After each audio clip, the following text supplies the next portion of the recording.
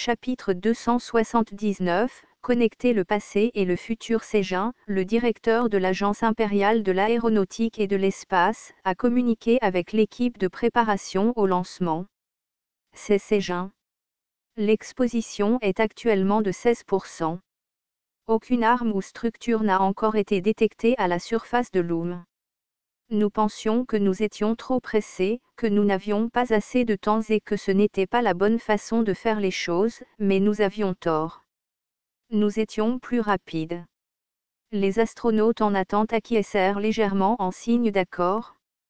Nous n'avons pas encore gagné, mais nous avons fait mieux que ce que nous pensions.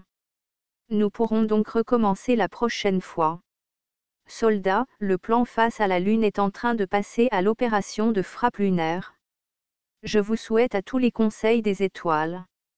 La communication s'est terminée brusquement et les astronautes ont résumé le briefing depuis le panneau de contrôle. Romin Solosmuel a ramassé son casque et a dit : Allons sur la Lune. Malgré la situation tendue, une certaine aisance régnait parmi les astronautes. Ayant risqué leur vie à chaque lancement de fusée, ils n'avaient plus aucune raison d'avoir peur. Ce n'était qu'un autre vol parmi les dizaines qu'ils avaient effectués vers la Lune. En route vers la rampe de lancement, Romin et les astronautes ont vu quelque chose de différent des fusées habituelles, moins un équipement nouvellement construit. Un vaisseau spatial. Élégant et blanc, le vaisseau spatial avait une apparence élégante. Il se connecterait à la fusée, se libérerait de la gravité d'Abartin, puis s'arrêterait à la station spatiale pour obtenir du carburant et des fournitures supplémentaires avant de faire le tour de Yonda et de se diriger vers Loom. Que se passe-t-il ensuite ? Romin ne le savait pas.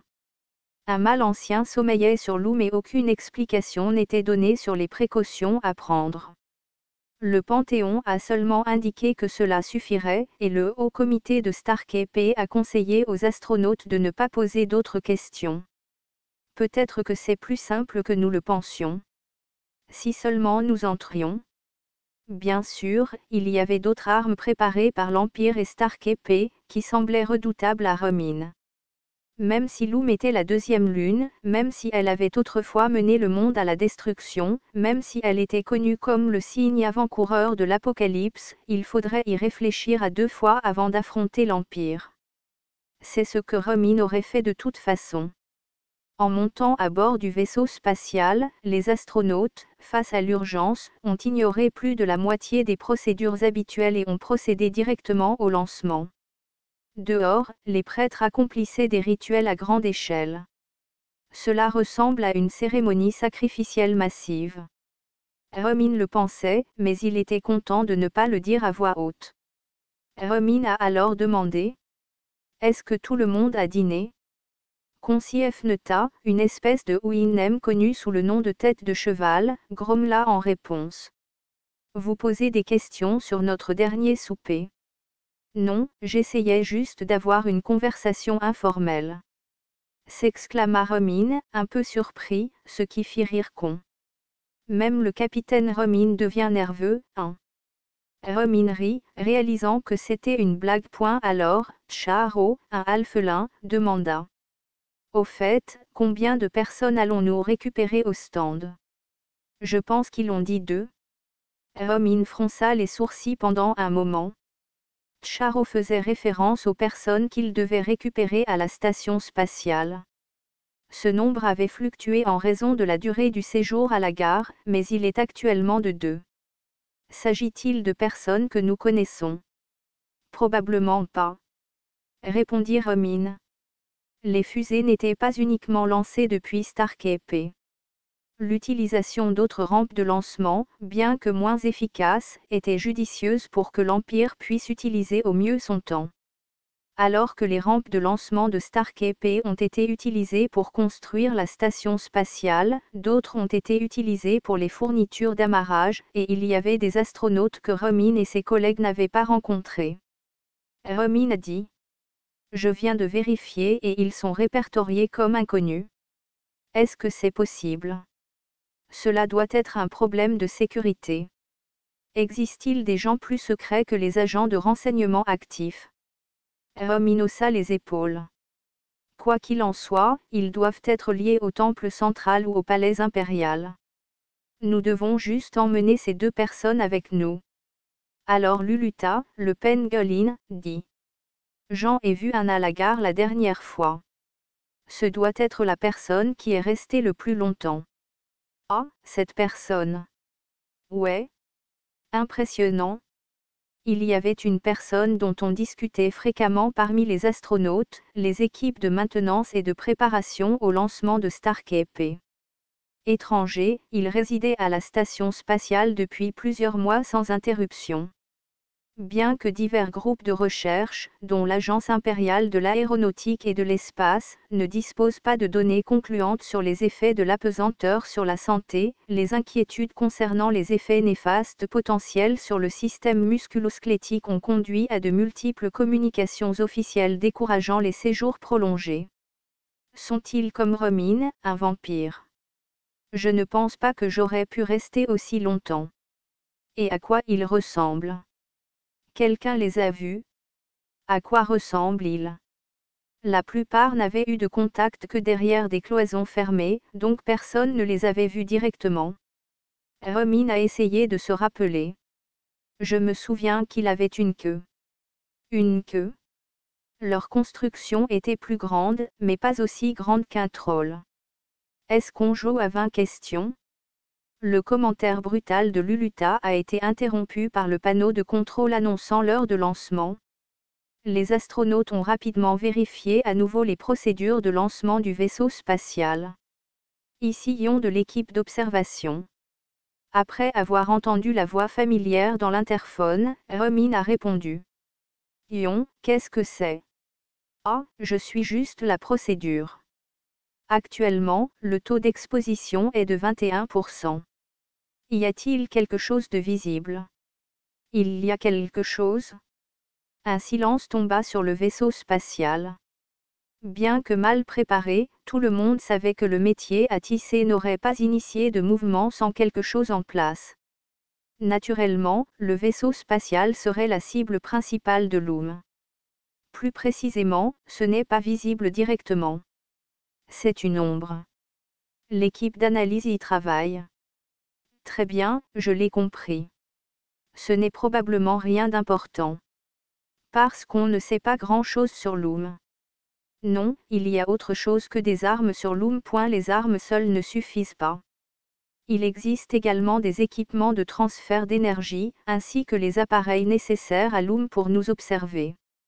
Nous pensons que les armes de Loom seront probablement centralisées plutôt que dispersées à la périphérie.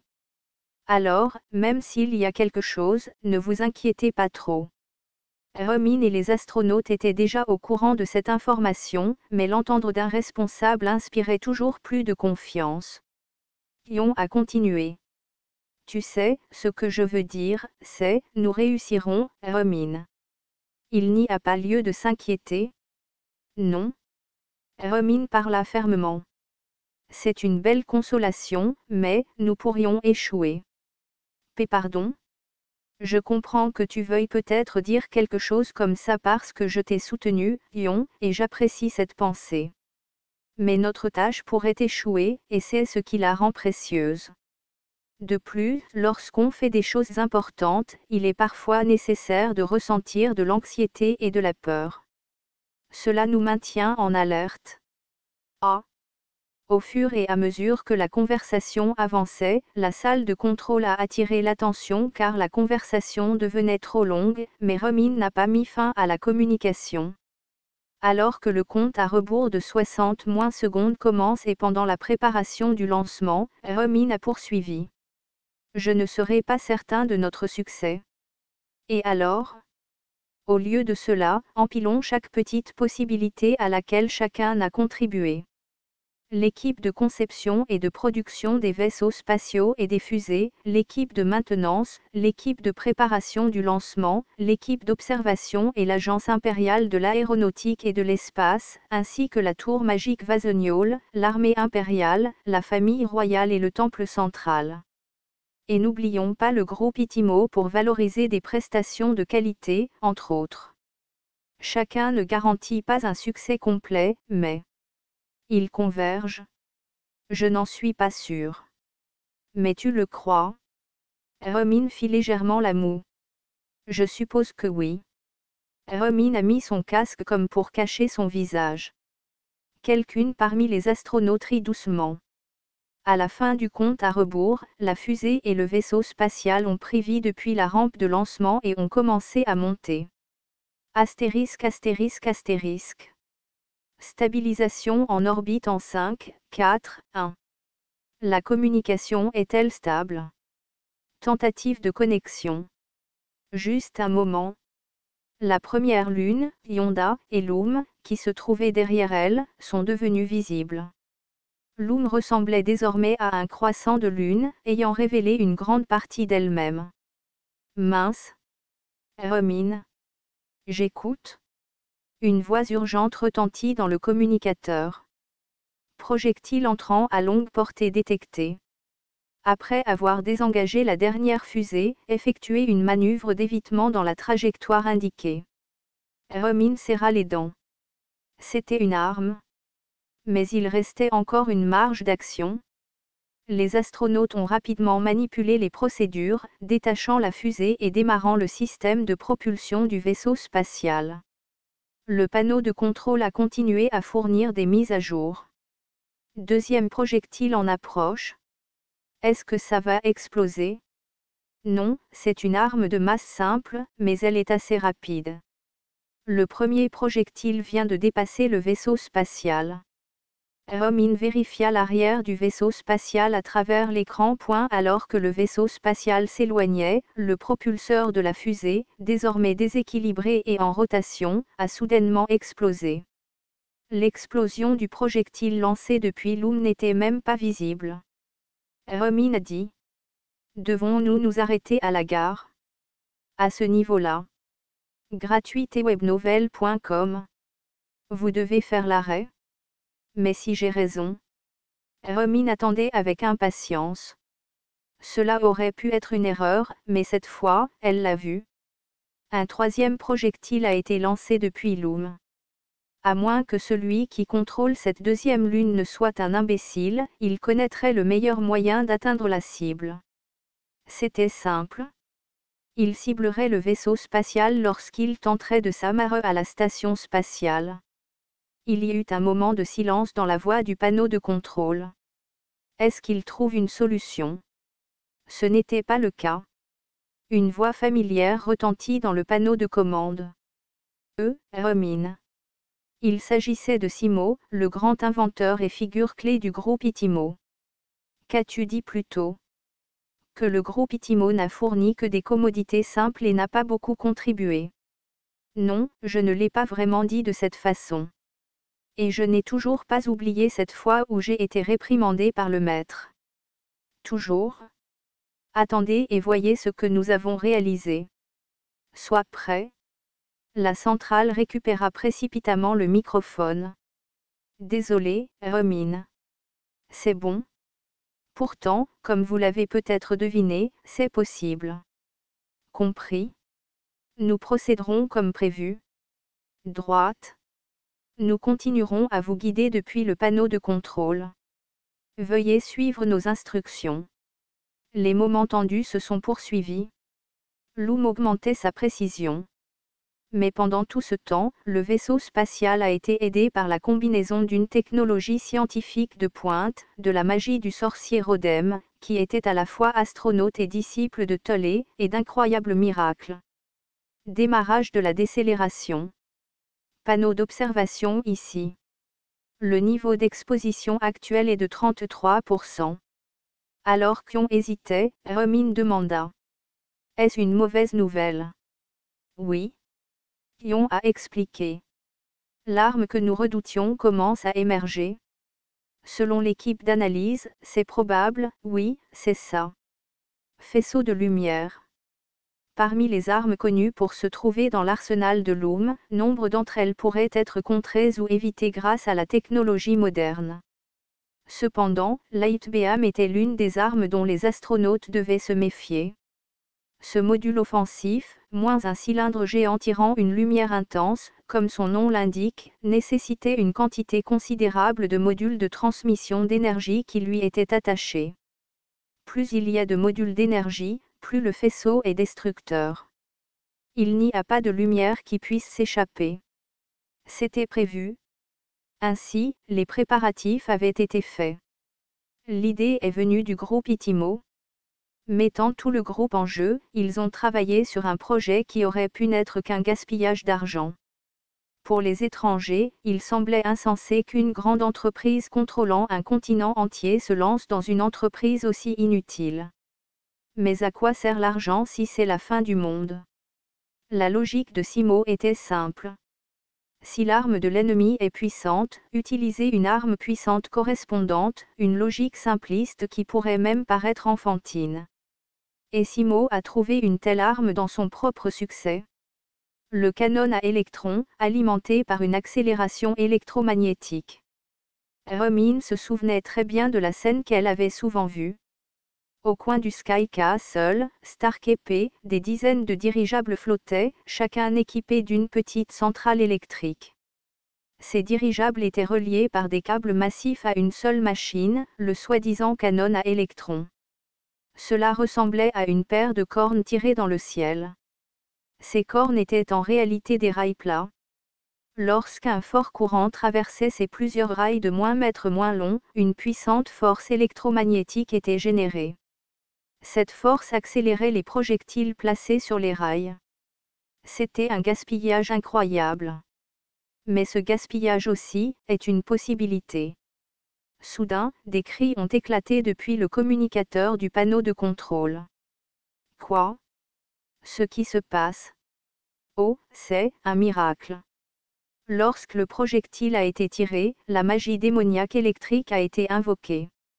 La vitesse du projectile a dépassé nos prévisions de 4, non, plus de 5 fois. C'est plus comme ça.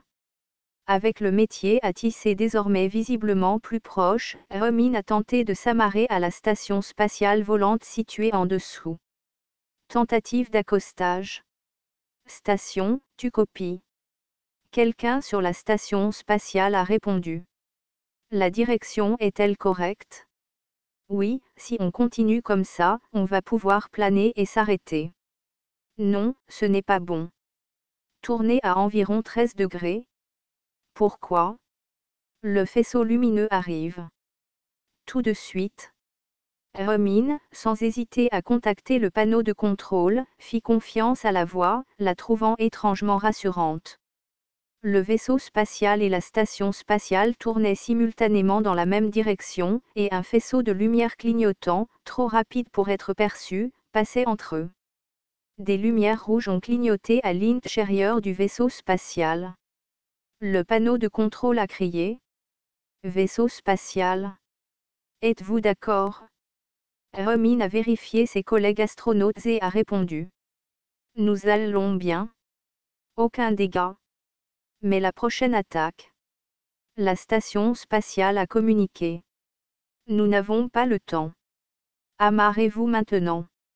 Vous n'évitez pas la prochaine attaque. Sinon, nous esquiverons pour toujours. Compris? Romine s'est concentré sur l'alignement de la coque du vaisseau spatial avec le couloir de la station. Cependant, l'angle rendait la forme de Loom trop claire sur l'écran externe. Désormais, le comité d'observation n'avait plus besoin de signaler le niveau d'exposition. C'était près de 40%. Heureusement, nous ne sommes pas encore exposés au centre. Mais il n'y avait pas de place pour le soulagement. Romine se souvint de la façon dont quelqu'un à l'intérieur de la station avait anticipé l'arrivée de Lightbeam. Maintenant, Romine sentait qu'elle serait également capable de le détecter. Sur un côté de Loom, une forme circulaire brillait. Celui de la station spatiale a dit. Oubliez le Lightbeam, concentrez-vous. Romine serra les dents et fit ce qui lui était demandé. Pourtant, au bord de son champ de vision, elle vit un rayon doré traverser son champ de vision. C'est trop tard. Romine ferma brièvement puis rouvrit les yeux. Le vaisseau spatial était intact. La même voix annonça. Amarrage confirmé. Nous déménageons là-bas. 1.